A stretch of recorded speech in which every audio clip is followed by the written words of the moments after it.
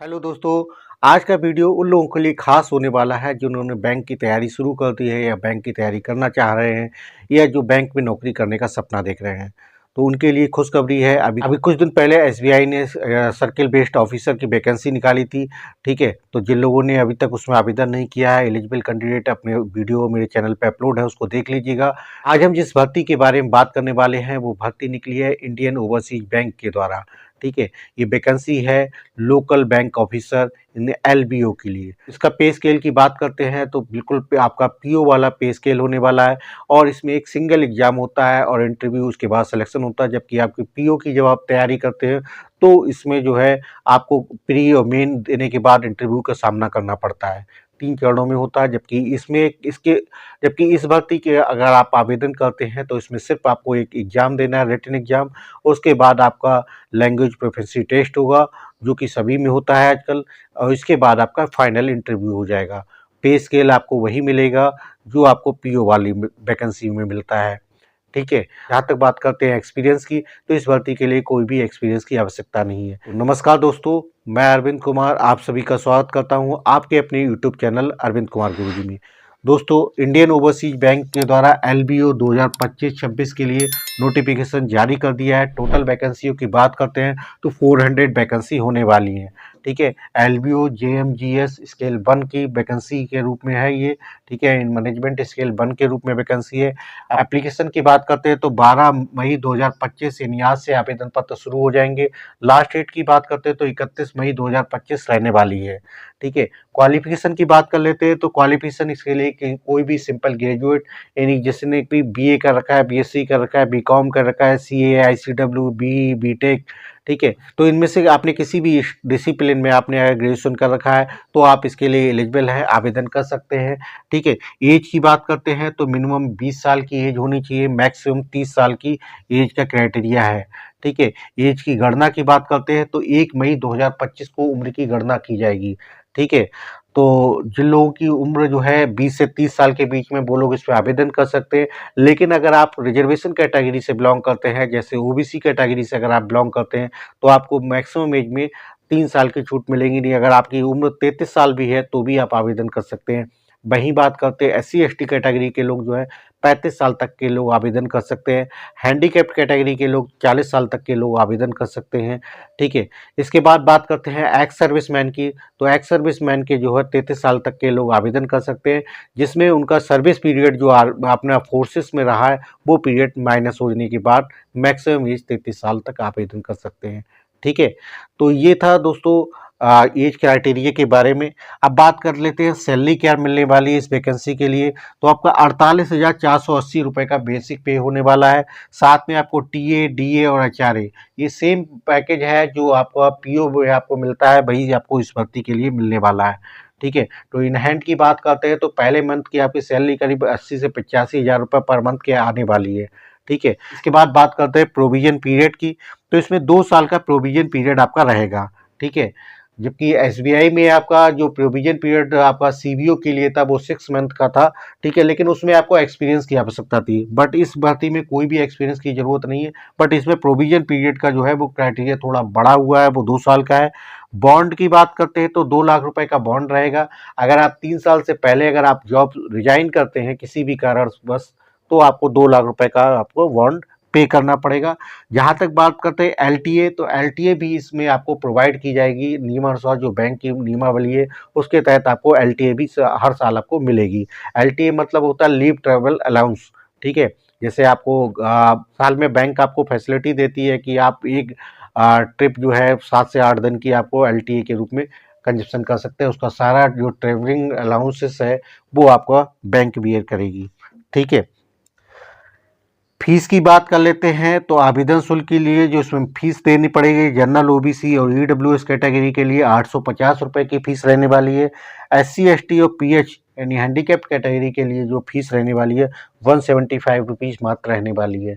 ठीक है, तो ये तो था सारा एलिजिबिलिटी और उसका सारी चीज़ें। अब बात आती है कि सिलेक्शन प्रोसेस कैसे होगा, सिलेक्शन क्राइटेरिया क्या होगा। तो इसमें देखिए आपका केवल एक ऑनलाइन एग्जाम होगा। ठीक है। ऑनलाइन एग्जाम क्वालिफाइड करने के बाद आपको एलपीटी होगा। एलपीटी मतलब language proficiency test. Language proficiency test अब ज़्यादातर जितनी भी आपकी पीओ लेवल की या आपकी एलबीओ या सीबीओ लेवल की वैकेंसी जो भी होती है उनमें सब में होता है, क्योंकि ये बेसिकली आप केवल एक ही सर्कल में आवेदन कर सकते हैं और उस सर्कल की जो है आपको लोकल लैंग्वेज आना चाहिए। लोकल लैंग्वेज आना चाहिए से मतलब जैसे आप अगर यूपी के लिए आवेदन करते हैं तो आपको यूपी के लिए हिंदी बोलना पढ़ना लिखना आना चाहिए। वहीं बात करते हैं अगर पंजाब के लिए आवेदन करते हैं तो पंजाब के लिए आपको पंजाबी बोलना लिखना पढ़ना आना चाहिए। अगर तमिलनाडु के लिए बात करते हैं तमिलनाडु के लिए आपको तेलुगु भाषा लिखना पढ़ना बोलना तीनों चीज़ें आपको आने चाहिए। ठीक है, तो ये होता है एलपीटी टेस्ट। ठीक है, इसकी लैंग्वेज प्रोफिशिएंसी टेस्ट होगा। ठीक है, ये बस just a qualifying nature type का होगा, इसकी कोई भी मेरिट में इम्पैक्ट नहीं होगा। ठीक है, इसके बाद जो है जो एलपीटी क्वालिफाइड करेगा उससे फाइनल इंटरव्यू के लिए बुलाया जाएगा। मेरिट जो बनेगी वो आपकी ऑनलाइन एग्जाम और इंटरव्यू बेस पे भी बनेगी। इसमें आपका वेटेज 80% जो है ऑनलाइन एग्जाम को दिया जाएगा और इंटरव्यू का वेटेज जो है 20% दिया जाएगा। ठीक है, तो जो मेरिट आपकी फाइनल बनेगी वो ऑनलाइन एग्जाम और इंटरव्यू बेस पे ही बनने वाली है।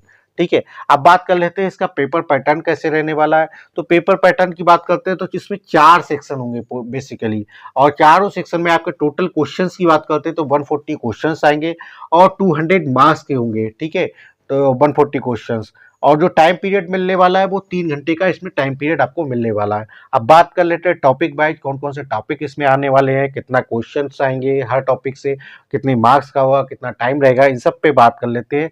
तो टॉपिक सबसे पहला आएगा आपका रीजनिंग और कंप्यूटर एप्टीट्यूड का होगा, जिसके 30 क्वेश्चन आएंगे और प्रत्येक क्वेश्चन जो है 2 नंबर का होगा, यानी टोटल 60 नंबर का ये होने वाला है। टाइम पीरियड की बात करते हैं तो 60 मिनट यानी 1 घंटे का समय आपको इसमें मिलने वाला है। ठीक है, इसके बाद बात करते हैं अगला सेक्शन। इसमें आपको जनरल अवेयरनेस, ठीक है, इकोनॉमिक, बैंकिंग और एबिलिटी के बारे में जो क्वेश्चंस आएंगे। ठीक है, इसके जो क्वेश्चंस होंगे वो 40 क्वेश्चंस होंगे, 40 मार्क्स होंगे और टाइम मिलेगा इनके लिए आपको 30 मिनट का, आधे घंटे का इसका समय मिलेगा। अगले सेक्शन की तरफ बात करते हैं तो डाटा एनालिसिस एंड इंटरप्रिटेशन का सेक्शन होने वाला है। इसके अंतर्गत भी आपको 30 क्वेश्चंस मिलेंगे और जो प्रत्येक क्वेश्चन से इसमें 2 नंबर का होगा, टोटल मार्क्स जो है 60 नंबर का होने वाला है। ठीक है, टाइम पीरियड इसके लिए भी आपको 60 मिनट यानी 1 घंटे का समय इसके लिए भी मिलने वाला है। ठीक है, इसके बाद अगला जो सेक्शन होने वाला है वो इंग्लिश लैंग्वेज का होने वाला है। इंग्लिश लैंग्वेज में भी आपके 40 क्वेश्चन आएंगे और 40 मार्क्स का होगा, जिसमें 30 मिनट का आपको समय मिलेगा। ठीक है, तो ये टोटल आपका इस तरह का आपका 140 क्वेश्चन हो गए, 200 मार्क्स हो गए और 300 घंटे का टाइम पीरियड मिलेगा। तो इसमें देखिए सबसे ज़्यादा आपको ध्यान किसमें देना है, रीजनिंग और कंप्यूटर एबिलिटी के लिए देखिए 30 क्वेश्चन होंगे, 60 नंबर्स का मिलेगा। ठीक है, दूसरा आपको ध्यान देना है डाटा एनालिसिस एंड इंटरप्रिटेशन का, इसमें भी आपके 30 क्वेश्चन 60 नंबर के होंगे। ठीक है, तो आप ये देखिए 50% से ज़्यादा का पेपर करीब इन्हीं 2 सेक्शन से आपका कंप्लीट हो जा रहा है। ठीक है, तो इन पे थोड़ा ध्यान दीजिएगा, रीजनिंग और कंप्यूटर एबिलिटी पे और डाटा एनालिसिस इंटरप्रिटेशन सेक्शन पे ज़्यादा ध्यान देना है, क्योंकि इसमें जो क्वेश्चंस आएंगे उसमें अगर सही क्वेश्चन होता है तो आपका आंसर भी आपको 2 नंबर पर क्वेश्चन पे आपको मिलने वाला है। ठीक है, अब बात कर लेते हैं इसमें किन किन स्टेट्स में ये वैकेंसी निकली है, किन स्टेट के कैंडिडेट जो इसके लिए एलिजिबल हैं। तो स्टेट जो इसमें वैकेंसी निकली है उसमें तमिलनाडु के लिए वैकेंसी निकली है, उड़ीसा के लिए निकली है, महाराष्ट्र के लिए निकली है, गुजरात के लिए निकली है, वेस्ट बंगाल और पंजाब। केवल इन्हीं जो है आपके 5 स्टेट में वैकेंसी निकली है। इन्हीं 5 स्टेट के कैंडिडेट जो इसमें आवेदन कर सकते हैं, क्योंकि इसमें अगर आपके पास इन स्टेट की लैंग्वेज आपको पढ़ना लिखना बोलना आती है तो आप भी आवेदन कर सकते हैं। बट अगर आपको इनकी लोकल लैंग्वेज आपको पढ़ना लिखना बोलना नहीं आती है तो आप इसमें आवेदन नहीं कर सकते हैं। ठीक है दोस्तों, अगर आपको आवेदन करना है तो आवेदन करने के लिए जो वेबसाइट है www.iob.in की वेबसाइट पे जाके आप आवेदन कर सकते हैं। ठीक है, इस भर्ती से संबंधित कोई भी क्वेश्चंस आपके मन में या कोई डाउट आपके मन में हो तो प्लीज़ कमेंट करके मुझसे पूछ लीजिएगा। कमेंट बॉक्स में आपको आंसर डेफिनेटली आपको दे दिया जाएगा। और लास्ट में दोस्तों आप लोगों से पुनः आग्रह है एक बार कि जिन्होंने अब तक मेरे चैनल को सब्सक्राइब नहीं किया है प्लीज़ चैनल को सब्सक्राइब कर लीजिएगा, बेल आइकन दबा लीजिएगा और इस वीडियो को जो है ज़्यादा से ज़्यादा अपने दोस्तों को व्हाट्सएप ग्रुप में शेयर करिएगा, जिससे इस भर्ती का लाभ आपके साथ साथ आपके दोस्त और रिश्तेदार भी उठा सकें। ठीक है दोस्तों, फिर मिलेंगे किसी और वीडियो में नई भर्ती नई विज्ञापन के साथ। तब तक अपना और अपनों का ख्याल रखिएगा। नमस्कार, मैं अरविंद कुमार।